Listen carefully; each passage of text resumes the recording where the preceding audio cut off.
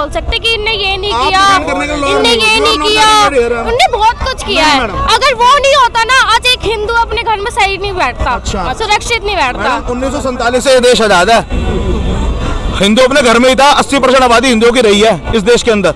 आप मुझे बताओगे कि बाल विवाह क्यों हुआ था, क्यों स्टार्ट किया था, बाल विवाह क्यों स्टार्ट किया था, क्यों स्टार्ट किया था, ये बताओ। अरे क्यों किया था ये तो बताओ। आप कह रहे थे पहले हिंदू की जनसंख्या ज्यादा थी, ये कम था, तो क्यों हुआ था ये बता दो। हिंदुओं की बेटियों को घर से ना उठाया जा रहा था, तभी बाल विवाह चालू किया था। बाल विवाह मैम कब से चालू हुआ?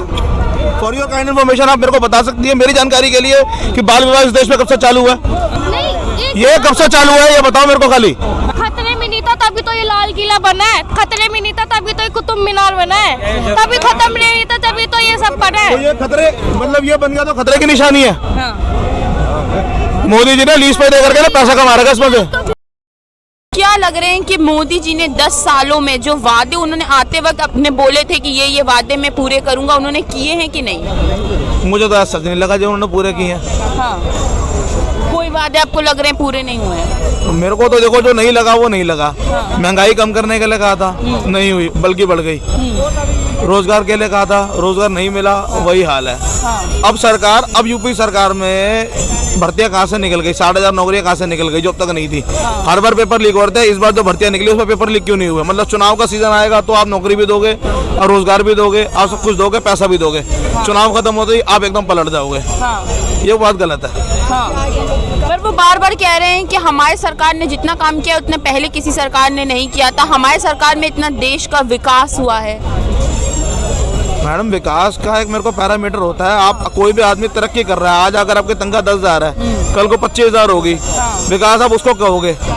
लेकिन अगर आप आज 10,000 की तनख्वाह के अंदर में 2,000 बचा रहे हो और कल 25,000 की तनख्वाह में आपको अगर 2,000 पे कर्जा ही करना पड़ता है बाजार से, तो फिर उससे विकास कहोगे आप? अच्छा, पैसे की रोलिंग हुई ना, विकास थोड़ी हुआ वो तो। पहले जो गरीब आदमी 10,000 रुपए में कमा करके अपने घर के अंदर गांव में तक में आदमी भेजता था 2-2 हज़ार रुपये महीने का, आज की तारीख में वो यही लोकल के अंदर ही रह रहा है और यहाँ पे उसका किराया नहीं पूरा पड़ पा रहा, गाँव को कुछ नहीं भेज पा रहा। तो इसे वो और उसकी तनख्वाह भी बढ़ गई है। अच्छा, तनख्वाह के अनुपात में खर्चा क्या पड़ा हम उसको भी समझना पड़ेगा ना, महंगाई कितनी बड़ी है।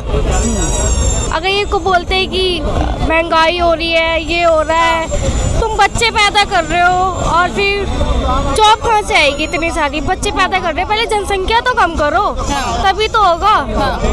जॉब पर बोला जा रहा है कि चाइना की भी इतनी जनसंख्या है लेकिन वहाँ रोजगार मिलता है। नहीं, इतनी तो नहीं होगी जितनी इंडिया की है। और एक नहीं, लॉकडाउन में इतने सारे बच्चे हुए हैं एंड होते हैं, अभी भी इतने सारे होते हैं, कोई जनसंख्या पे देखता ही नहीं है। अगर वो कम होगी तभी तो जॉब्स आएंगे बहुत सारी।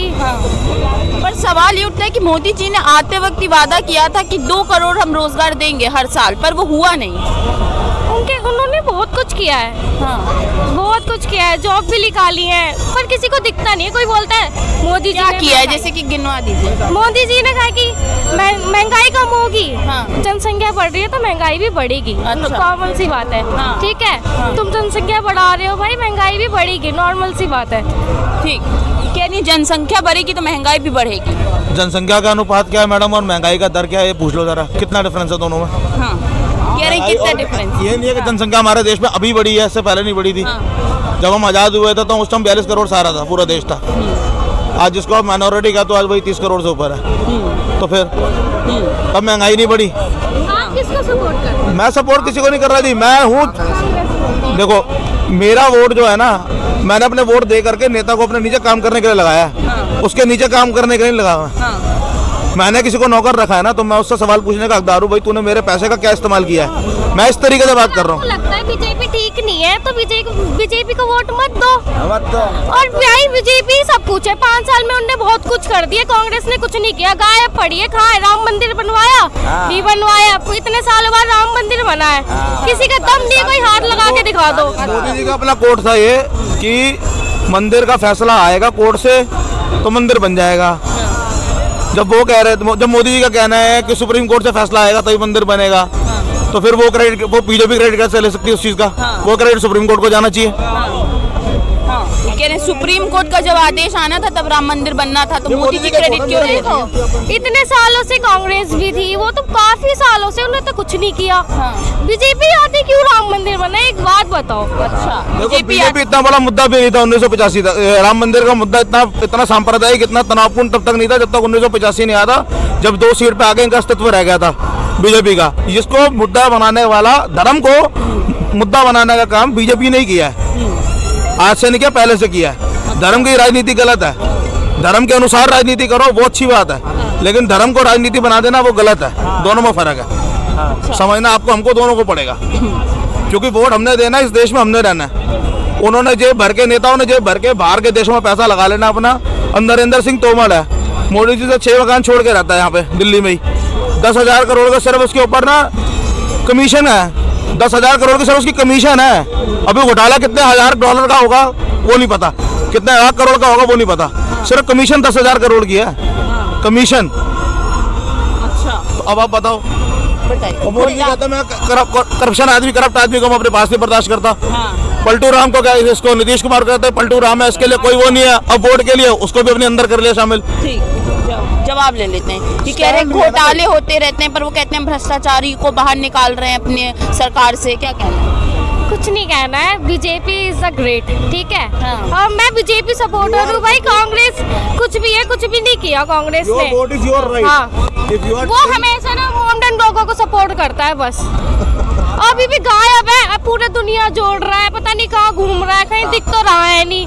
बीजेपी संतानी है भाई, वो करेगा हिंदू के लिए, और हिंदू राष्ट्र बनेगा आने वाले टाइम में, हिंदू राष्ट्र बनेगा। धर्म के अलावा आपको क्या लग रहा है कि देश के विकास के लिए क्या हो रहा है? देश का विकास हो रहा है, धीरे धीरे हो तो रहा है। देखो इतनी सारी टेक्नोलॉजी आ गई है, हर चीज सब आ रहा है धीरे धीरे करके। हाँ। देखो आपकी जानकारी के लिए आज बताता हूँ, हिंदू राष्ट्र बनेगा नहीं, हिंदू राष्ट्रीय देश बन चुका है, ठीक है जी। बस खाली उस पर मोहर लगनी। क्यों सपोर्ट कर रहे हो? अरे तो मेरे को उससे क्या, आप एक बात बताओ, आपके लिए हिंदू राष्ट्र बनेगा तो आपके लिए बीजेपी अच्छी पार्टी है। मेरे लिए मतलब ये है कि मेरे जितने भाई है भूखे हैं। पहले मेरी बात सुनो मैडम, अब आपने बोला, मैंने बीच में नहीं बोला था, मैं बोलूंगा। रोजगार, शिक्षा, स्वास्थ्य, सरकार का आपकी तरफ जिम्मेवारी है। आप सरकार चुनते हो इसीलिए चुनते हो, किसी और काम के लिए नहीं चुनते हो। धर्म के लिए पंडित है, धर्म के लिए मंदिर है, धार्मिक संस्थान है आपके, धर्म का काम वहाँ होगा। आपने सरकार चुनी है, धर्म के काम के लिए नहीं चुनी है। आपने सरकार चुनी शिक्षा, स्वास्थ्य, रोजगार के लिए, जो सरकार आपकी तरफ वचनबद्ध आपको देने के लिए, वो ना दे करके और आपको बना रहे हैं कि नहीं जी हम आपको ये नहीं दे रहे, आपको ये दे रहे हैं। आप जिस कुर्सी पे बैठो, आपको उस कुर्सी के बैठने के बाद आपको अपने धर्म का नहीं पता, कुर्सी का जो राजतंत्र का राज धर्म होता है आपको वही नहीं पता, बाकी बात क्या कर रहे हो? धर्म क्या आप सुरक्षित करोगे? राज धर्म आपको नहीं करना आता तो आप सुरक्षित क्या करोगे? ये कह रहे हैं धर्म के लिए धर्म गुरु हैं, हम सरकार बनाते हैं शिक्षा, अस्पताल, महंगाई के लिए, वो काम नहीं हो रहा है। तो आप मत दो वोट, साफ सीधी बात। वोट ये होता है कि हाँ जो हमारा काम, जो हमारी दिक्कतें सारी पूरी हो रही है। मैंने आपसे इतनी देर में बातचीत में मैंने आपसे एक बार नहीं कहा कि आप बीजेपी को वोट क्यों दे रहे हो, आप मत दो, मैंने आपसे एक बार नहीं कहा। लेकिन आपने मुझे डायरेक्टली क्वेश्चन किया कि आप कांग्रेस को वोट क्यों देना चाहते हो। मैं किसी को वोट नहीं दूंगा, मेरे लिए जो काम करेगा मैं वोट उसको दूंगा, बात खत्म। आप इस बच्चे को बिठा दो कुर्सी पे, ये मेरा काम, मेरे देश के लिए काम करेगा तो मैं वोट इसी को दूंगा, बात खत्म। मैं तो इसलिए कह रहा हूँ, अगर कांग्रेस आपका काम कर रही है तो आप उसे दो, अगर बीजेपी आपको काम कर रही है तो उसे दो। आप बीजेपी को गलत नहीं बोल सकते कि इनने ये नहीं किया, इनने ये नहीं किया, उनने बहुत कुछ किया है। अगर वो नहीं होता ना, आज एक हिंदू अपने घर में सही नहीं बैठता, सुरक्षित नहीं बैठता। 1947 से ये देश आजाद है, हिंदू अपने घर में ही था, 80% आबादी हिंदुओं की रही है इस देश के अंदर, ठीक है। और जिस टाइम के अंदर 62% आई थी ना आबादी 78 के बाद, 78 के बाद, 78 से लेके 82 तक का टाइम वो था जिसमें हिंदुओं के ग्राफ जो था, बर्थ प्रोडक्शन रेट जो था वो कम भी हुआ था, और उसमें जो आबादी का अनुपात था वो 68.5% भी आया था मैडम जी। तब भी हिंदू खतरे में नहीं था इस देश के अंदर, अपने घर में कोई खतरे में नहीं होता है। आप अपने घर में जो कुत्ते को पालते हो ना वो भी आपको नहीं काटता है। मुझे बताओगे कि बाल विवाह क्यों हुआ था, क्यों स्टार्ट किया था, बाल विवाह क्यों स्टार्ट किया था, क्यों स्टार्ट किया था ये बताओ। अरे क्यों किया था ये तो बताओ, क्यों स्टार्ट हुआ था ये बता दो। अरे किसने किया था बाल विवाह वो तो बताओ। और बाल विवाह आज की प्रथा, कुप्रथा नहीं है ये, कुप्रथा स्टार्ट हुआ क्यों, आप कहने पहले हिंदू की जनसंख्या ज्यादा थी, ये कम था, तो क्यों हुआ था ये बता दो। हिंदुओं की बेटियों को घर से ना उठाया जा रहा था, तभी बाल विवाह चालू किया था। बाल विवाह मैम कब से चालू हुआ? फॉर योर काइंड इन्फॉर्मेशन आप मेरे को बता सकती है मेरी जानकारी के लिए कि बाल विवाह इस देश में कब से चालू हुआ? इस भारतवर्ष में बाल विवाह कब से प्रथा चल रही है? कुप्रथा है, पहली बात तो आपको बताऊं। और ये कब से चालू है आपको पता है? ये कब से चालू है ये बताओ मेरे को खाली।